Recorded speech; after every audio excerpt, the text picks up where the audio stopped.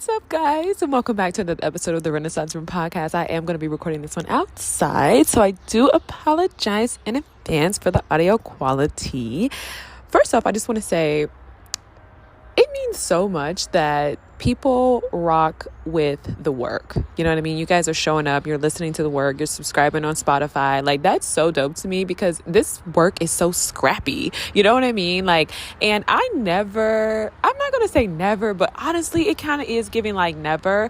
Like, I don't want my podcast to be like video, I'm sitting on the, you know what I mean? Even though I have the creative visuals and all the things, and this isn't self-sabotage. This is very much intentional, and I'm serious about this, right? Because I just feel like whenever there's a camera, I don't care what anybody says, it's like go time. It's lights, camera, action. And the reason being is because there's something about our bodies, there's something about our psyches. Something happens when we put a camera in front of ourselves and we just automatically start performing. And I just feel like right now, Renaissance Room and the podcast I've had prior to this, it's just so scrappy. It's so scrappy. It's so real. You know what I mean? And I love that. I love the feels. I love what we're creating. I love the people who show up and gravitate towards this. And, for me, I'm so content with playing the long game. And what I mean by that is I feel like you ever find YouTube videos, for example, I share in my community page, Pastor Stephen Darby, right? His videos were scrappy and, whatever. I mean, they were old. It was 10 years ago, but it's you find these videos when you need them. You know what I mean? And I feel like that's kind of how I want Renaissance Room to be. People will find it when it's meant for them, and that's something that I learned and I took from this viral moment I had on TikTok where everybody was bashing me and just completely dogpiling in my comments. I realized that you don't want something to go viral. Viral things have an expiration date. It's like a trend. You see what I'm saying? It's only here for a limited amount of time. It's nothing long lasting. It's like a quick high. And I feel like that's why you have so many people who build so many different things. And because social media and algorithms and all these different things, we don't know these people in real life, you never really get to see where these people kind of end up. Sure, there are some people who still have a following. They're still doing, great things. I'm not wishing anyone well, and I'm not relishing in the demise of anyone, right? Or the falling away of, some of our past influencers and so forth. But I'm more so just saying being viral is just for a moment. You know what I mean? It's for a moment, and it doesn't bring to you the people that are really for you and the people that really appreciate your work and see you and people who can appreciate the scrappiness of this podcast. You know what I mean? And I just feel like that's the long game for me. I told you guys, man, this is about learning how to articulate myself. This is about coming online and creating something to where it's I feel seen. You know what I mean? I'm not just speaking into a void, but simultaneously we know that our social interactions have migrated online. So it's it feels good to kind of have a community and to be seen. And I think the things that we talk about are things that you wouldn't really be able to say or articulate on a viral podcast video, right? Because typically what happens is you can come on here and you can say something very real, you know what I mean? And it's gonna catch who it's supposed to catch because there's no visuals. People are really listening to what I'm saying, you know what I mean? But it's if you take a viral clip, people are gonna take that clip, it goes viral, and now you're reaching people who wouldn't even be in the room had they heard the whole hour conversation, right? Because it's language that they don't even speak. You see what I'm saying? Right? This vocabulary is language that they don't even speak. And so it's more so just take your time with things. I feel like the creative process is so much fun. I really enjoy this, that I enjoy what I do, and I'm just learning and I'm growing. And so I want to touch on this. We're going to be flowing in today's episode. I don't know what this one's going to be called. I'm going to be talking about the Ryan Hilton. I'm going to be talking about where we are right now as far as Black resistance, Black liberation, Black power movements, etc. And I'm going to be touching a little bit on spirituality, right? Christianity, yeah. And so, and I'm going to be touching on it in a sense of being a doer of the word and walking with the Lord and really being in tune with your spirit and, having a spiritual practice and what that really looks like when you live it out, right? We know Christianity is so narrow to the Bible. It's confined within the church setting. It's confined within aesthetics. But I want to talk about when you're really walking with God and you really have a relationship. I feel like I'm moving towards that space. My life is so peaceful because God is my anchoring, right? There's so much chaos going on in the world. There's so much, attacks, I would say, coming at me. But we know that no weapon formed against me shall prosper. So thank you all so much for the prayers. Even if you didn't pray, now you know, right? No weapon formed against me shall prosper. So I'm good at the end of the day. But let's go ahead and get into this. So we know that recently there was a young man who lost his life, stolen car, running from the cops. I did a short where I spoke about, what happened to educating young Black boys on criminality, right? What happened to being that life force, right? That force field, rather, that shielded our boys from these negative stereotypes, that encouraged them to pursue paths that were a little bit more sturdy and stable and safe. You know what I mean? And we say safe, we're talking about things like, I don't know, baseball, little league, something like that, And so when we seen the death, we seen the uprising from people kind of speaking out on social media, and his father the next day went and killed a cop. A lot of people justified this. A lot of Black people justified this. A lot of people said an eye for an eye. It's time that Black people start, essentially meeting violence with violence, which will never solve anything. And this was kind of like the response. Now, I want to touch on meeting violence with violence, because something that I realized, and something that, it was a situation. I was in Kroger's, for example. I don't want to give this example. This is irrelevant. I don't want to veer. Let me stay focused. I had an experience with a young man, and what was reflected back to me was something that is so prevalent within our community, and that is the low self-esteem of African American men and women, right? Our self-esteem as Black people is so low. It is so low, right? Typically, in our community, there's been a lot of exploitation, right? There's been so much betrayal. There's been so much extortion, right? There's been so much exploitation. And these are things that are never addressed. You know what I mean? When I think about the Black communal betrayal, I think that will sting greater than any outside force, right? And so, there used to be a point in time where we used to shield boys from criminality. We used to advocate for Black boys and say, hey, listen, just because of the color of their skin, that doesn't make them a criminal, right? We used to educate them about the prison to pipeline, right? I mean, we used to educate them about the school to pipeline. You know what I mean? We used to talk about that. And so today, now we've normalized it, right? It's the YNs, right? And it's this really cool thing. You got 4-year-olds on Instagram with ski mask on, and it's 95 degrees. You know what I mean? What exactly are we doing with this? What are we conveying? You see what I'm saying? And I think it's really unfortunate for those who study African American studies, because what happens is they get so far knee deep in the specialty of it that they just start to justify anything that is Black. You know what I mean? And if you're not careful, when you first start reading upon African American studies and the very grotesque history that we've endured and that is ours, right, on this American soil, you will very easily start to develop this attitude of rage, right? This rage will manifest in you, and you will just become very irrational, right? You'll become very irrational. This is not a conservative talking point. I know y'all like to kind of get into politics. This is not that. This is just more so like, what does this solve? You know what I mean? And so because we have justified criminality, right? Because here's what we're saying. We defend Rodney Hilton for his son, Ryan Hilton's death, right? This is what we're saying. We're saying that Black boyhood is criminality, right? We're saying to be a Black boy is to be a criminal. And to be a criminal doesn't necessarily mean that you should face the consequences or the repercussions from living a life of criminality, right? That's what we're saying. That's what we're saying. And, we're at this point now, and I'm currently reading Rock My Soul by Bell Hooks, and I love Black philosophy. I think that everyone should kind of indulge in Black philosophy. But I'm currently reading, and so Hooks spoke about what happens when race is the thing that dominates the conversation, right? What happens when we're constantly using race as the topic of discussion when, there's issues within the Black community, right? She talked about from a historical perspective, we relied on community to really assuage the psychological problems that we've developed since slavery and things that went unaddressed because mental health and things like that there weren't any resources, right?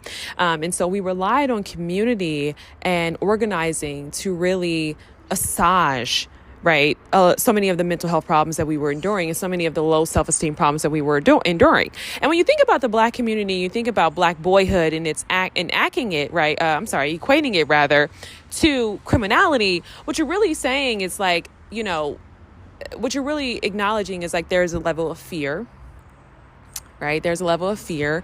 We know that this attitude of meeting violence with violence is what causes so many Black boys today to kind of sit in this space and feel justified for being criminals, right? Because, they're afraid. They feel like, hey, I have to kind of be tough to present myself in the world to be protected, right? So that's another layer. If you want to talk about communal issues, is the lack of protection within the lack of protection of Black children, right? We know that Black children are, really, I think it was it Toni Morrison who said it's amazing that, that we're even alive,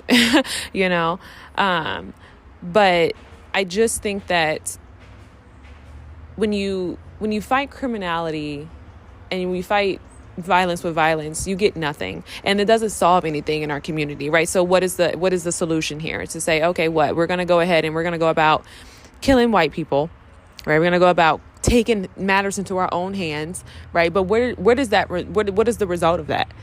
Why is that the message that we're sharing with our young kids, right? And so, fast forward, and when I think about the self-esteem of Black people, it's in the gutter.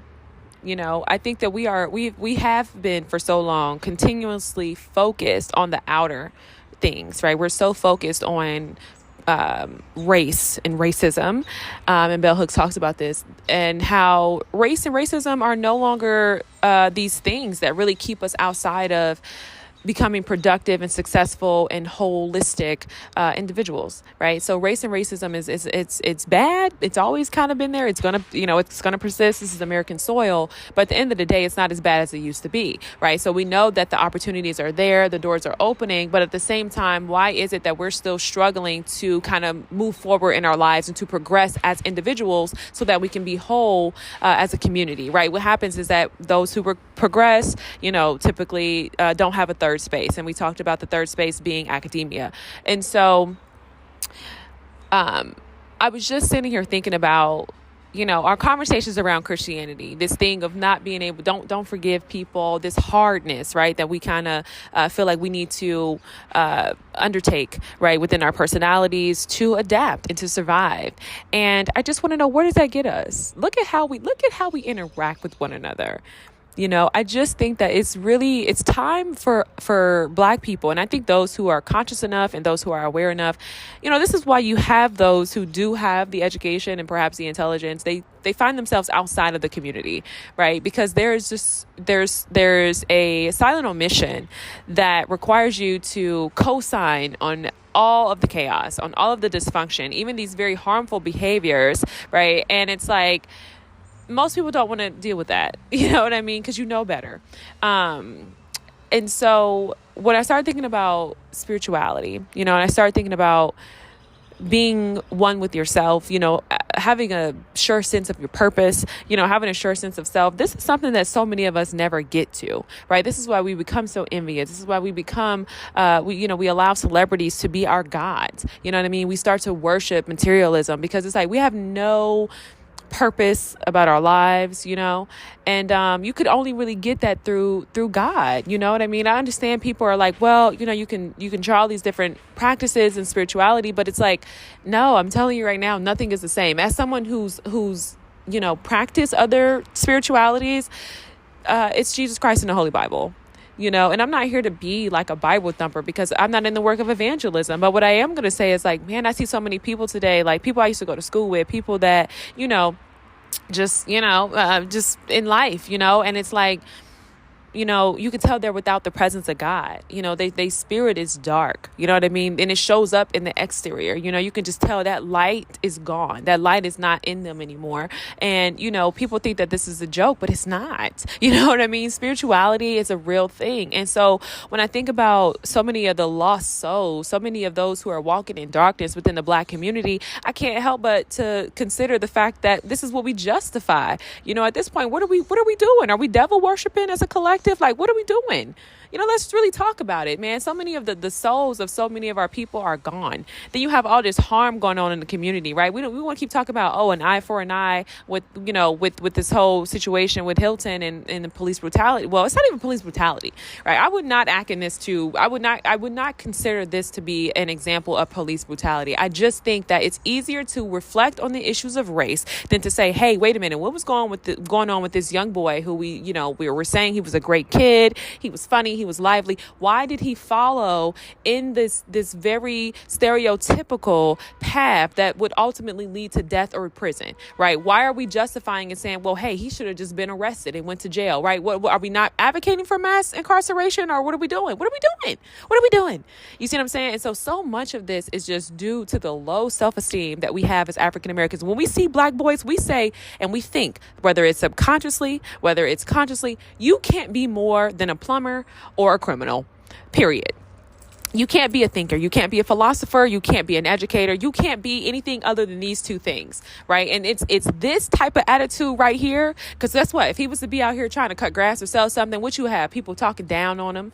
Come on now, people talking down on him. And mama, daddy, ain't nobody even probably helping the boy get his lawnmower to and fro. You know what I mean? Come on, let's talk about it, because y'all know how we do.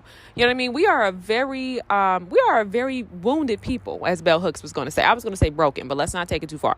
We are a very wounded people, and I just think that it's getting to the point where all this masquerading, all this defending of aesthetics of blackness, right, is causing so much harm to us, because we are regressing, right? Spiritually, we are regressing. We are not moving forward. We are not a prosperous people. You know what I mean? And so, yes, it makes sense why people can get riled up and feel so defensive when situations like this occur. Instead of looking at the bigger picture, right, let's consider the fact that, hey, the cop is a human.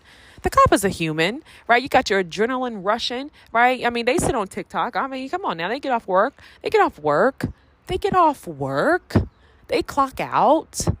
Okay, they go home and sit on TikTok and have a beer and do all the other things that everybody else do. And they see YNs. They see the normalization of criminality. They're brainwashed by the algorithm to fear black people and black boys specifically, right? So what are we talking about here, right? This is an unfortunate situation. And if I'm being honest, I honestly don't think that the cop even probably meant to kill the young boy. He probably didn't know what to do. You know what I mean? What are we going to do? I'm afraid. My adrenaline is rushing. You know what I mean? He's running. You know, he may have a gun. He does have a gun. I don't know what the situation was. I think he had a gun, right? And it's like, it's one of those things to where it's like, man, like, at this point, it's like life or death for both people, you know? And like I said, perhaps he probably didn't mean to kill the young boy, but I mean, he's the $1.5. He's 18. He's pretty frail. Y'all know how y'all do all the weed and drinking and the smoking. We all kind of down a couple notches on the weight gain, you know? So I just think, like, this isn't to make it lighthearted, and I'm not trying to be funny. But what I am saying is, like, too many of our people are regressing. We got too many black people just sitting around doing a bunch of nothing. And this is not a conservative talking point. This is not to say we need to work harder. This is not to say we need to go to college. This is to say this is a call for spiritual action. This is a call to say, listen, we got to surrender our hands up. We got to realize that, listen, nobody is sitting in the back of the classroom throwing paper balls at the black kid, okay? It's not as bad as it was. It's not as bad as you can go on and you can create a life for yourself. And what's really unfortunate is that we push this rhetoric that creating a life for yourself and moving on and upward and beyond, right, these very narrow definitions of blackness that pigeonhole us into loneliness, right, for black women, that stereotype us into loneliness, that rob us of our, you know, biological desires, right, for motherhood, for all these, like, if we would just stop listening to all this rhetoric and get with God and find a sense of purpose, you too will stop looking at the black people who've decided, you know what, I'm not going to sit here and advocate for dysfunction. You will stop looking at them like they're Uncle Tom, right? You will stop looking, well, let me not go that far. I'm not going to use Uncle Tom as a reference, but it's like, you will stop looking at those who have made it and done something with their lives as privileged individuals, because on average, many of us come from nothing, right? I've actually found that those who are most privileged quite literally do nothing. They don't really have much of an impact.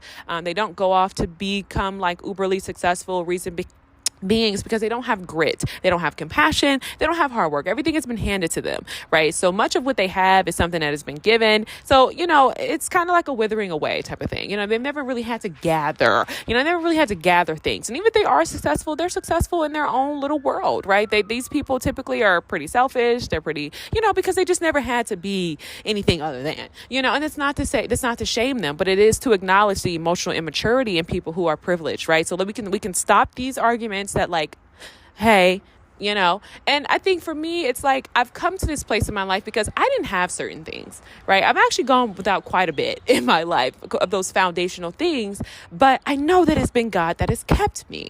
I know this without a shadow of a doubt. I know that it has been God who has made a way for me out of no way, right? I should be amongst the rest of people, right? Just lost, soulless. I mean, from all that I've been through, all the cruelty that I've endured as a Black woman, right? I think I was actually reading, it was Rock My Soul. And she just talked about the grape, right? The grape of Black women and Black bodies, you know what I mean? And just how this overtly sexual behavior, and just how we were just, a lot of people prey on that. They prey on the development of young Black girls, and it's so normalized, and there's never really any justice for us, and so it's just like, I should just be somewhere else psychologically. You know what I mean? I don't know, people see me and they think, oh, are you privileged? Where did you come from? No, everything I have is like by the grace of God and through my own personal grit and perseverance. And some days it is so freaking hard that I know it is nothing but my Lord and Savior, Jesus Christ, who is carrying me through, right? And so I just think it's time to get real about what you want in your life. Do you want to keep sitting around hanging with these people who will watch you hang yourself, right? Quite literally, Black people will watch you hang yourself, right? Let's dial it back for a second. We talk about all the drugs and everything that was induced into our communities, which is real, right? The crack era was real. We could talk about Reagan. We talk about all these things, but let's just stop right here. Let's stop right here on the moment where hip hop was introduced into the community, and it went from being this sort of like, I don't know why I was going to use the word origami type of like dance. I don't know I was going to say that, but like, it went from being this like dance and lively expression, to this gyrating, degrading, really humiliating and debasing, type of lyric. And it's like, are we going to speak to the fact that, once R&B was gone, once the soulful music was gone, we lost many people, we were no longer going to church. We no longer had community. Are we going to speak to the byproduct of the broken homes that this type of music created? Are we going to speak to that or no?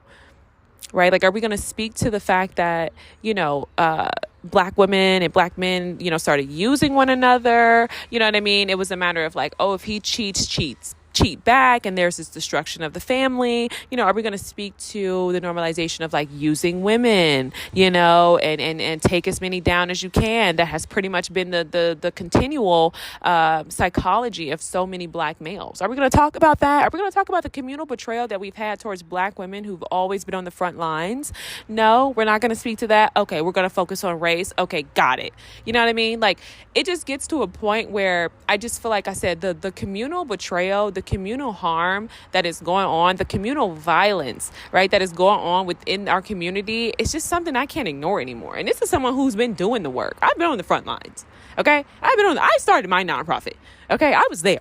I was showing up to the best of my ability. I went as far as I could at 23. You know what I mean? And I've seen enough, and that doesn't mean that I'm giving up and my vision is refined, but that's not what I'm here to discuss today. What I'm here to discuss is the fact that we got to stop with this performative advocacy, because that's exactly what it is. It's performative. Is there a reason why Rodney did not think to speak to his son prior to him getting in a stolen car and engaging in this type of activity? Because I'm sure it wasn't the first time. It wasn't the first time he's done this. They didn't say, hey, listen, this is a young boy who just was caught up with the wrong people. It was just the wrong time of the day. He never does this. No, they didn't say that. They didn't say that at all, because they know Ryan's been out here being a menace to society. And I'm not going to actually speak on that child's life. So let me dial it back. Let me be respectful of the child who lost his life. I'm just saying that, like, you guys, we gotta stop this. We have to stop sitting up here acting like we are just the saints of the world because we're not racist. We have to stop sitting up here acting like our community is so safe, adjacent to that of white Americans, because quite frankly, I've experienced so much abuse at the hands of Black people. I'm going to be honest, I'm still Black now. I did not say, let's not make assumptions here. Let's not get too crazy. But I've experienced so much abuse at the hands of people who look like me. I've endured so much communal violence, so much familial dysfunction, so much familial and communal and relational violence and harm, violence, harm, same thing.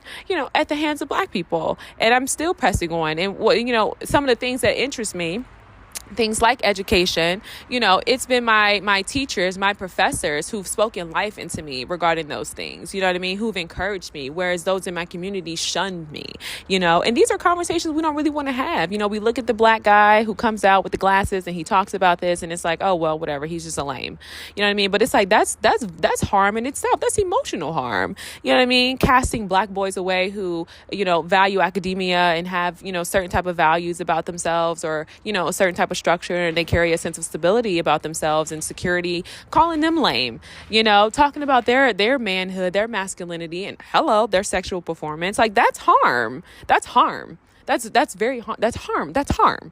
Call it what it is. It's harm.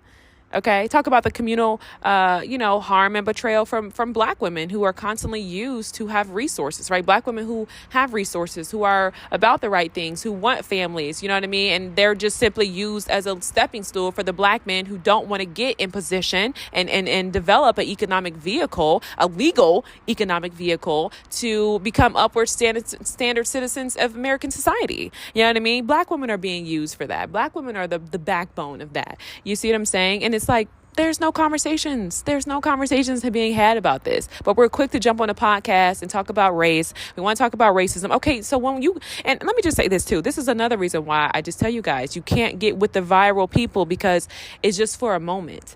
Every Black scholar I know, myself included, when you first start reading African American studies, you're going to start off very radical, because it is a sense of enlightenment that is almost like a rushing wind. Okay. It will be ever consuming, and it'll be like refreshing, and it'll be validating, but at the same time, you will be enraged, right? Quite naturally, for everything that has taken place within your community, right? But as you grow, as you continue to study, as you continue to grow as a person, as you continue to advance in your studies and you're in different environments, before you look up, you sit with the collective, right? You sit with the accumulation of all of your experience. You sit with the totality of humanity, and you start to realize that violence has no color. You know what I mean? Except for when you're talking about mass murders.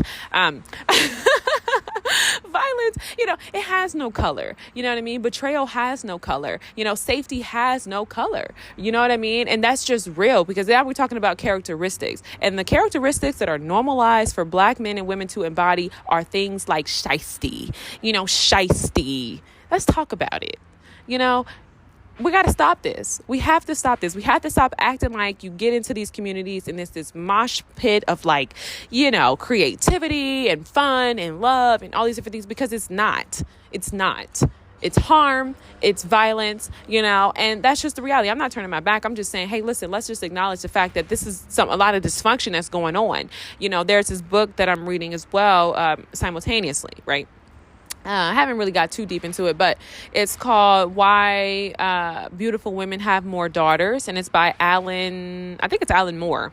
And it's a fun read. It's just a fun read about psychology and evolutionary psychology. And evolution psychology is the way humans think, right? And, in the book, they talk about how evolution psychology is actually a relatively new field of study, right? And I think that this is one thing I really, really love about the work that I do when you start talking about, the different branches of science and philosophy and things like that, is because so much of this is really new, right? And this is why I say we need more people, to come into these fields, and Black people specifically, because it's like, people, we need more people to study and to, bring about enlightenment, and I think that that's the work that I do. And I love it, and so the way we think as Black people hasn't progressed. right? So what that means is that the world is changing. The world has changed, right? Nobody's, and I'm not going to say nobody's being lynched, because we know there are sundown towns. We know that, hey, there's some dark and deep, crazy places and things like that going on. We know that the Klan is still out here doing what the Klan does, so I'm not going to negate racism. I'm not going to negate, I'm not going to be insensitive to the cruelty and the injustice that is persistent within American soil. But what I am saying is that things really have progressed, right? My grandmother, born in 1957, she remembers having to ride through communities with her head down and having to duck, right? She remembers going to white women's houses as, helping her aunt nanny their babies, right? And if she can sit up here and say, hey, the world has changed, right? Go out and be great. Go out and do the things that I couldn't do because I was surviving the crack era. You know what I mean? My family got hit by the crack era really bad, actually. And so it's like, if this is someone who can see the light of day, I think that we can see the light of day as well. And I'm not trying to come off because like I said, I feel like this comes off conservative, and I'm not going Candace Owens. Okay. I'm not going, let's just turn a blind eye. No, that's not what I'm saying. I'm just saying, I think it's time for us to start looking at one another. And you say eye for an eye. Let's look at one another and really see what's going on. The psychology of Black people has not been thoroughly examined, and there is no evolution there. I know there's no evolution there. There just isn't. Because the same communal issues are persisting. The same communal violence is persisting. And we're doing the same thing, though, right? We're using advocacy. We're using communal organization to assuage a lot of the hard things that are going on within the minds of our people, right? We are wounded people. We are sick people, and we're hurting one another, and it's becoming normalized, And so I think that, quite naturally, I don't know, perhaps America becomes a scapegoat, perhaps we start looking for things outside of ourselves to kind of justify, what's really going on. But in many cases, our culture is not safe for a lot of people, especially those who do not fit into the very flashy, very loud, very flashy, ideals of Blackness. And I'm not saying you have to choose, right? I, working on my own stuff, recognizing, hey, listen, you can be Black and you can be smart. Okay. You can be fashionable and you can be Black and you can be smart. You can be cultured, right? But we also have to understand that, to be cultured, on a very surface level, right? On a general understanding, is to be like this celebrity, raunchy, hypersexual type, and that's what gets the most pass, that's what gets the most attention. That's what gets the most press. And so when you start talking about those who are communal, who should be responsible for the harm within our communities, I'm not saying cops shouldn't be responsible, right? We know it's real, but at the same time, we don't hold celebrities to that same weight. And celebrities carry just as much as destruction, if not more destruction, right? Because they're impeaching on they're impinging on the psychology of African Americans and how we interact with one another. We know that materially, our desires for material and our material consumption, that's been our priority. That's been the forefront. That's how we see one another. That's how we, determine the worth of another person. You know what I mean? That is our utmost priority. And so we know that that's always kind of been a thing. But look at where we are now and the expense that this type of psychology, you know what I mean? That thinking was going on in after the civil rights era, you know what I mean? After we were freed as slaves, we started focus on, this is what Bell Hooks was saying, we started focusing on material gain, right? Because even though we were free psychologically, we were not free. And we started to enact the same harmful behaviors that our slave masters had enacted on us to those within our community. You see what I'm saying? So it's just I just think that, this is why, too, I take my time. I take my time. I want to get my point across. But this is why I'm not in a rush to be on the forefront of anything, because there's so much learning to do. You see what I'm saying? There's so much learning to do. There's so much growing to do. And you're going to change. You're coming out. You're being super radical. But when you get in a different position economically, when you have a few fallouts with people over some petty things like economics, whatever the case may be, it's going to be different for you. And that's not to say there aren't Black people out there who are successful, who are thriving, who are healthy. No, because there are many people like that. I just met a girl the other day. You know what I mean? We're here. We exist. But I just think too often we don't have a podcast, right? Too often we're not the ones to, be in position to educate African Americans on how to live a healthy, holistic life, right? How to be proud of your Blackness, but not let that consume you. You know what I mean? Understand that you are a person that should have, right, character, morals, values, integrity, dreams, goals that you're actively achieving, right?